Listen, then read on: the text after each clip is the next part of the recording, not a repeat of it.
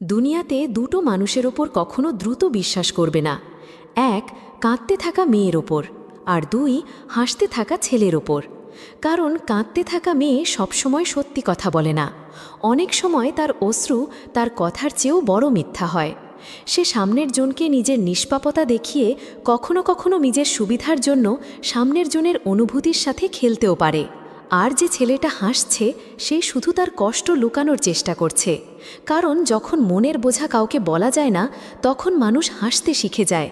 সেটা হাসি নয়, শুধু একটা মুখো, যাতে কেউ প্রশ্ন না করে, কেউ খোঁজাখুঁজি না করে।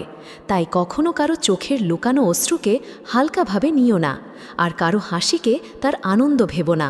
কারণ যা দেখা যায় তা সব সময় সত্যি হয় না, আর যা সত্যি তা প্রায়শই দেখা যায় না। কথায় একমত হলে কমেন্টে হ্যাঁ লেখো, আর হ্যাঁ, আমাকে একজন বন্ধু ভেবে ফলো করে নাও।